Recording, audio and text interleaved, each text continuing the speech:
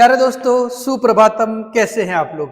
मैं आपका दोस्त राकेश पंचाल आपके अपने YouTube channel the Rana ji पर इस विराट जियो सीरीज में आप सभी का हार्दिक स्वागत एवं अभिनंदन करता हूं।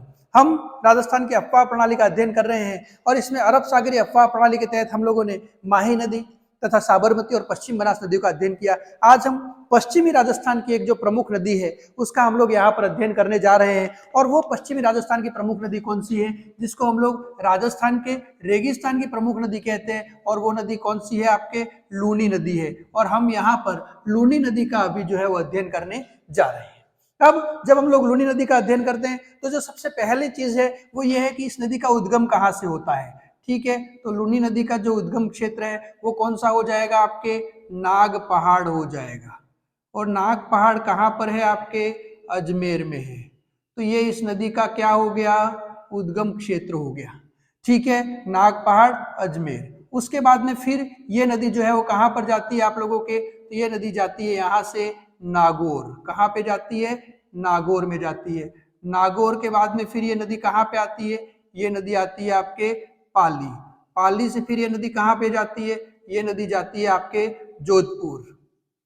ठीक है, जोधपुर से फिर जो है वो ये नदी कहाँ पे जाती है? तो ये नदी जाती है आपके बाड़मेर। ठीक है, उसके बाद बाड़मेर से फिर ये नदी कहाँ पे जाएगी? तो ये नदी जाती है आपके जालोर। जालोर से फिर ये नदी कहाँ जाएगी आपके? तो ये नदी जाती है आपके गुजरात। और गुजरात में जाकर के फिर ये नदी जो है वो कहाँ पे जाकर के समुद्र में गिरती है? तो ये जाती है आपके अरब सागर के अंदर। ठीक है, और अरब सागर में कहाँ पे जाकर के समुद्र में गिरती है? तो ये समुद्र में गिरती है कच्छ का रण, है ना। तो ये इस प्रकार से इसका जो है पूरा प्रवाह क्षेत्र हो गया इस नदी का। तो यहाँ पे जब अपन लोग देखते हैं इस नदी को तो ये नाग पहाड़ अजमेर से निकलती है और अरब सागर कच्छ का रण गुजरात में जाकर के समुद्र में गिरती है। ये राजस्थान के पश्चिमी राजस्थान की एवं रेगिस्तान की प्रमुख एवं सबसे लंबी नदी है। अब जब अपन लोग इस नदी का अध्ययन करते हैं तो यहाँ पर जो सबसे पहली चीज ये है कि जहाँ इसका उद्गम होता है वहां से लेकर के और फिर गोविंद सागर झील तक जो है वो इस नदी का नाम है सागरमती, है ना। तो गोविंद सागर झील तक इस नदी का क्या नाम है? इस नदी का नाम है सागरमती, इस नदी को कहते हैं। ठीक है, तो जहां से इसका उद्गम होता है वहां से गोविंद सागर झील तक इसको सागरमती नदी कहते हैं। ठीक है, उसके बाद में इसके अन्य नामों की जब अपन लोग चर्चा करते हैं तो वैदिक साहित्य जो है ना, उस वैदिक साहित्य में हम लोग जो है वो इस लूनी नदी को किस नाम से जानते हैं? मरुद व्रथा। किस नाम से जानते हैं? मरुद व्रथा के नाम से जानते हैं। उसके अलावा अगर अपन लोग देखें तो कालिदास जो है उन्होंने इस नदी को अपने साहित्य में किस नाम से सुशोभित किया है? तो इसको अंतः सलीला कहा गया है।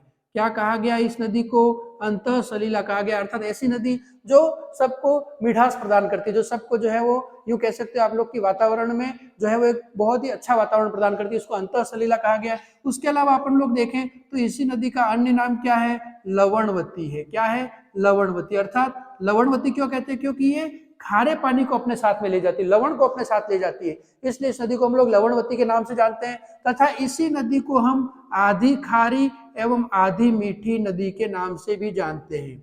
क्योंकि ये नदी जो है वो आधी खारी और आधी मीठी क्यों है? उसके पीछे का रीजन ये क्योंकि बालोतरा बाड़मेर तक जो है वो इस नदी का पानी कैसा होता है? मीठा होता है। और उसके बाद इसका पानी कैसा होता है? खारा होता है। तो इसका मीठा जल कहाँ तक होता है? तो इसका मीठा जल होता है बालोतरा बाड़मेर तक, है ना। और उसके बाद में फिर इस नदी का जल कैसा हो जाता है? खारा हो जाता है। ठीक है, ये इससे रिलेटेड प्रश्न कई बार बनता है, इसलिए इस नदी को अपन लोग आधी खारी एवं आधी मीठी नदी के नाम से भी जानते हैं। उसके अलावा अगर अपन लोग देखें तो बालोतरा बाड़मेर एक ऐसा शहर है, बालोतरा, जो इस नदी की पाट के नीचे स्थित है ना। तो नदी की पाट के नीचे स्थित शहर कौन सा है? तो वो शहर कौन सा हो जाएगा? बालोतरा हो जाएगा, बाड़मेर का। किस नदी के पाट के नीचे स्थित है? तो लूनी नदी के पाट के नीचे स्थित शहर कौन सा है? बालोतरा बाड़मेर है। ये इसमें से प्रश्न बन सकता है। उसके अलावा ये नदी जहां से निकलती है वहां अधिक वर्षा वाले क्षेत्र है, और जैसे जैसे ये नदी आगे आती है पश्चिमी राजस्थान वहां कम वर्षा होती है। तो अधिक वर्षा से न्यून वर्षा वाले क्षेत्रों की ओर, है ना। तो कहाँ? अधिक वर्षा से कम वर्षा वाले क्षेत्रों की ओर बहने वाली नदी कौन सी है? तो वो नदी कौन सी है आपके? यही नदी है जिसको अपन लोग क्या कहते हैं? लूनी नदी कहते हैं, जो अधिक वर्षा वाले क्षेत्रों से कम वर्षा वाले क्षेत्रों की ओर बहती है। उसके अलावा अपन लोग देखें तो मरुस्थल में ढाल का निर्माण करने वाली नदी कौन सी है ना? तो मरुस्थल में ढाल का निर्माण करने वाली नदी लूनी नदी है, जो मरुस्थल के ढाल का निर्माण करती है। तभी हम लोगों को ये पता चलता है कि मरुस्थल का जो ढाल है वो उत्तर पूर्व से दक्षिण पश्चिम की ओर है। उसके पीछे का कारण क्या है? क्योंकि लूनी नदी जो है वो यहाँ से होकर के बहती है। उसके अलावा अपन लोग देखें तो जालोर जो है, इस जालोर में इस नदी को अपन क्या कहते हैं? रेला अथवा नेड़ा कहते हैं ना। तो जालोर में जो ये लूनी नदी है, इसका दलदली क्षेत्र है, और इस दलदली क्षेत्र को अपन किस नाम से जानते हैं? तो इस दलदली क्षेत्र को अपन लोग जानते हैं रेला अथवा नेड़ा के नाम से जानते हैं। कई बार एक प्रश्न ऐसा भी बनता है कि बालोतरा बाड़मेर में बाढ़ के पीछे का कारण क्या है? तो जब पुष्कर के अंदर अतिवृष्टि होती है, वर्षा बहुत अधिक बढ़ जाती है, तो फिर वहां से, क्योंकि लूनी नदी वहां से होकर के उस क्षेत्र से होकर के आती है, तो बालोतरा बाड़मेर में फिर जो है वो बाढ़ आती है। तो यहाँ पर पुष्कर में अगर अतिवृष्टि होती है तो उसका प्रभाव क्या पड़ता है? उसका प्रभाव ये पड़ता है कि बाढ़ आ जाएगी आपके कहाँ पे? बालोतरा बाड़मेर में। तो बालोतरा बाड़मेर में अधिक बाढ़ का कारण क्या है? पुष्कर में अतिवृष्टि उसके पीछे का कारण है। इस प्रकार से ये इस नदी के कुछ उपनाम तथा इसकी कुछ विशेषताएं हो गई। अब हम लोग जब देखते हैं तो ये नदी जहां नाग पहाड़ से निकलती है, वहां से लेकर के और फिर कच्छ के रन तक जब बहती है, तो इसकी जो कुल लंबाई है वो लंबाई कितनी है? तो इसकी कुल लंबाई है आपके 365 किलोमीटर है। और उसमें से राजस्थान में ये कितने किलोमीटर बहती है? 330 किलोमीटर बहती है। कुल लंबाई कितने किलोमीटर हो गई? 365। और राजस्थान में कितनी बहती है नदी? 330 किलोमीटर ये नदी जो है वो राजस्थान के अंदर बहती है। ये इस नदी का क्षेत्र हो गया। और इसके प्रवाह क्षेत्र की अगर अपन बात करें तो इनके जो जिलों की एक ट्रिक्स है, और वो ट्रिक्स क्या है? अजना, पाजो, बाजा, ये इसकी एक ट्रिक्स है। ठीक है, इसके आधार पे हमको ये पता चलता है कि कितने जिलों से होकर बहती है। तो सबसे पहला जिला अज से अजमेर, दूसरा जिला ना से नागौर, तीसरा जिला पा से पाली, चौथा जिला जो से जोधपुर, पांचवा जिला बा से बाड़मेर, और छठा जिला कौन सा है? जालोर। इस प्रकार से इन 6 जिलों से, पहला नागौर, दूसरा पाली, तीसरा जोधपुर, चौथा बाड़मेर, उसके बाद में जो है यहां से जब अपन देखें, नहीं सॉरी, यहाँ पे अपन ने एक मिस्टेक कर दी है। सबसे पहला जिला कौन सा हो जाएगा? अजमेर हो जाएगा। ठीक है, दूसरा जिला कौन सा हो जाएगा? नागौर हो जाएगा, है ना, अजना। तीसरा जिला कौन सा हो जाएगा? पाली हो जाएगा। चौथा जिला कौन सा हो जाएगा? जोधपुर हो जाएगा। पांचवा जिला कौन सा हो जाएगा? बाड़मेर हो जाएगा। और छठा जिला कौन सा हो जाएगा? यहाँ पे जालोर हो जाएगा। इस प्रकार से ये 6 जिलों से होकर के फिर ये नदी जो है वो बहती है। अब अपन लोग बात करते हैं इसकी सहायक नदियों की। तो सहायक नदियों की जब अपन लोग बात करते हैं तो इसकी जो सहायक नदियां हैं ना, वो 2 प्रकार की हैं। सहायक नदियां कितने प्रकार की होती है? यहाँ पे 2 प्रकार की है। कौन कौन से 2 प्रकार की है? तो एक तो वो नदियां हैं जो दाईं ओर से होकर के और फिर इस नदी से मिलती हैं, और एक वो नदियां हैं जो बाईं ओर से होकर के और फिर लूनी नदी में मिलती हैं। तो जो नदियां बाईं ओर से होकर के लूनी नदी में मिलती हैं, उनका उद्गम स्थल कहाँ से होता है? अरावली से होता है। ठीक है, लेकिन जो नदियां दाईं ओर से मिलती है, उनका उद्गम स्थल अरावली से नहीं होता है। तो दाईं ओर से होकर के लूनी में मिलने वाली एकमात्र नदी है, और वो नदी कौन सी हो जाएगी? जोजड़ी हो जाएगी। कौन सी हो जाएगी? जोजड़ी। और जोजड़ी निकलती कहाँ से? इसका उद्गम कहाँ से होता है? तो इसका उद्गम होता है आपके पोड़लू गांव, और वो पोड़लू गांव कहाँ पर है? नागौर में है। और उसके बाद में ये नदी जो है वो कहाँ पे जाकर के मिलती है लूनी नदी से? जोधपुर में जाकर के, है ना। तो जोधपुर में जाकर के फिर ये नदी जो है वो लूनी नदी से मिलती है। तो इस प्रकार दाईं ओर से होकर के और फिर लूनी से मिलने वाली एकमात्र सहायक नदी जिसका उद्गम अरावली से नहीं होता है, वो कौन सी? जोजड़ी है। जोजड़ी निकलती कहाँ है? पोड़लू नागौर से, और वो लूनी नदी से कहाँ पे जाकर के मिलती है? जोधपुर में जाकर के मिलती है। बाईं ओर से होने वाली इसकी सहायक नदियां कौन सी है? तो इसमें जब अपन लोग देखें तो इसकी जो पहली सहायक नदी है वो कौन सी है? लीलड़ी है। ठीक है, उसके बाद में फिर इसकी जो दूसरी सहायक नदी वो कौन सी है? मीठड़ी है। इसके बाद में फिर इसकी तीसरी सहायक नदी कौन सी है? बांडी है। उसके बाद में फिर इसकी चौथी सहायक नदी कौन सी है? सूखड़ी है। उसके बाद में फिर पांचवी सहायक नदी कौन सी है? जवाई है। और छठी सहायक नदी कौन सी है? सागी है। ये सभी नदियां बाईं ओर से होकर के और फिर लूनी नदी में मिलती है। अब अपन लोग जब इस क्षेत्र की बात करते हैं तो इसकी पहली सहायक नदी कौन सी हो जाएगी? लीलड़ी हो जाएगी। और इसकी अंतिम सहायक नदी कौन सी हो जाएगी? सागी हो जाएगी। तो इसमें अपन लोग जब देखते हैं तो ये जो लीलड़ी, मीठड़ी और बांडी, ये 3 जो नदियां हैं, कौन कौन सी हैं? लीलड़ी, मीठड़ी और बांडी। ये तीनों नदियां इससे कहाँ पे जाकर के मिलती हैं? तो पाली में जाकर के और फिर इस अपने लूनी नदी से मिलती है। तो पाली में लूनी नदी से मिलने वाली तीनों सहायक नदियां कौन कौन सी हो जाएंगी? लीलड़ी हो जाएगी एक तो, उसके बाद में मीठड़ी हो जाएगी एक तो, उसके बाद में बांडी हो जाएगी।